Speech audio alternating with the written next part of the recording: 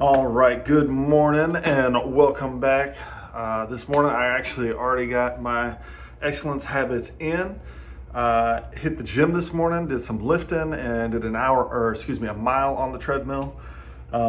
Listened to some audios and some voicemails that I had, and then started my reading this morning with How to Win Friends. And the two chapters I read today were about starting with your own faults first whenever you do have to criticize.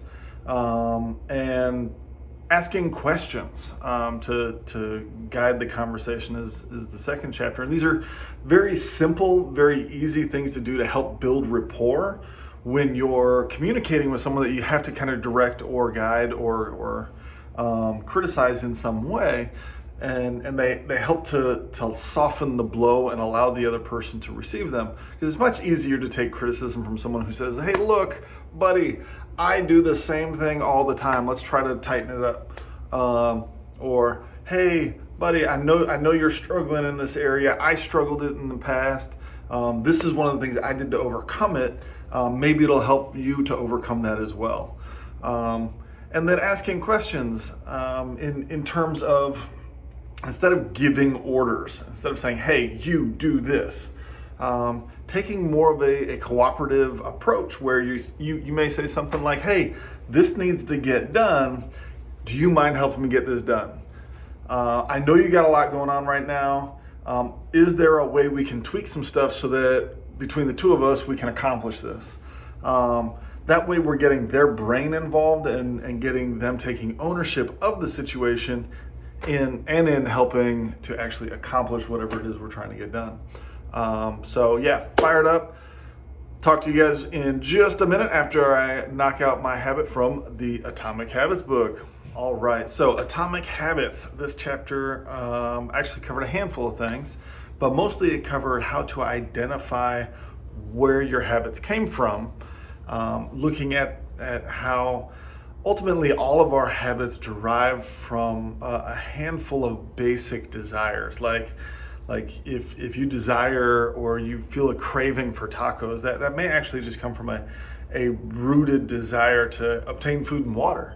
And your body just expresses it with like a craving for tacos, when it's not necessarily tacos specifically that you need, but what you need is food and water. And the brain and your body know that if you eat tacos, then that craving is met. And then it also broke down kind of reprogramming bad habits and reprogramming associations to either remove a bad habit or to make a hard habit more enjoyable. And they talked about another book, actually, a book by Alan Carr called The Easy Way, How to Quit Smoking the Easy Way. And he's actually got a whole series of different books that are the Easy Way series. And that is actually the book that I read that helped me quit smoking. I quit smoking a little over a year ago. I vaped for a while and then I was able to let go of that as well. And what that book did was it ultimately reinforced the concept that everything that we saw attractive about cigarettes, even though they're not very attractive to begin with, but the perceived attractiveness was that it reduced a need for or it helped with social anxiety, or it helped reduce stress, or it helped me think better. And we reframed in our mind that those things were not actually true, and that everything that the cigarette does was bad for you. And eventually, by the time you're done with the book, you're just like, I don't want to have a cigarette. And you may get a craving for a cigarette and just be like, that doesn't sound like a good idea. Maybe that cue, that craving actually means something else. And so that was very powerful.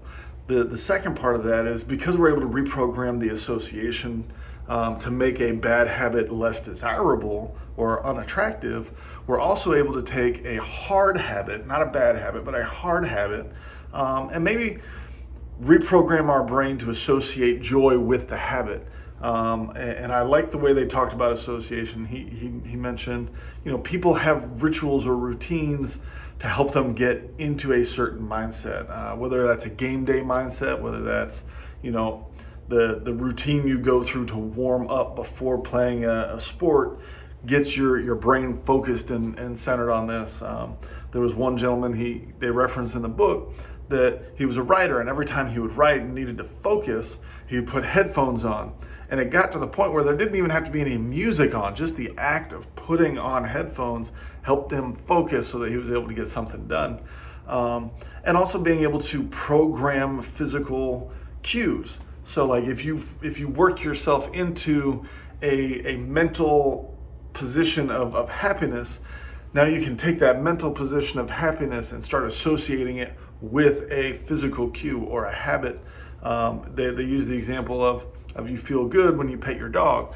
So if you like rub your two fingers together and then pet your dog, you feel better. Rub your two fingers together, pet your dog, you feel better. Rub your two fingers together, rub your dog, you'll feel better. Eventually you'll be able to just rub your two fingers together. That way at will you can activate that emotion by associating that to the emotion, the desired emotion, to a physical act.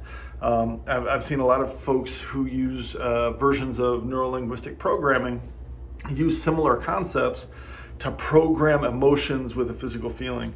There was a learning series where there was a gentleman who said, you work yourself into an amazing feeling of just feeling great and just full of energy, and then you just raise your hand and say, I am in charge of my life. And then for some reason, whenever you felt like you weren't doing very well, if you just raised your hand up in that feeling, you'd get that energy, that excitement back, and you'd be able to apply that to whatever situation you're in.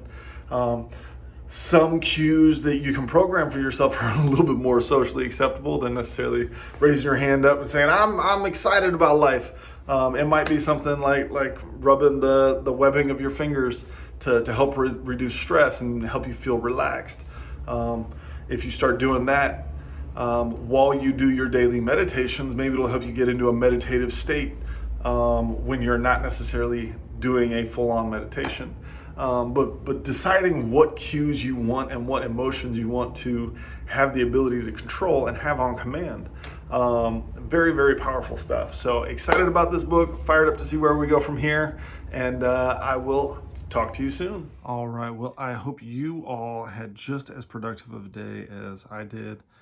Ended up sharing my story, getting a couple conversations, ended up with about 8 or 9 retail drop and shop bags, and yeah, ended up spending some quality time with the family, and just ready to run. So tomorrow morning is going to be my long run. For me, that's like a 3-mile run at a jogger's pace for a lot of you, but for me it's a run. So I will be catching you in the morning. Bloop.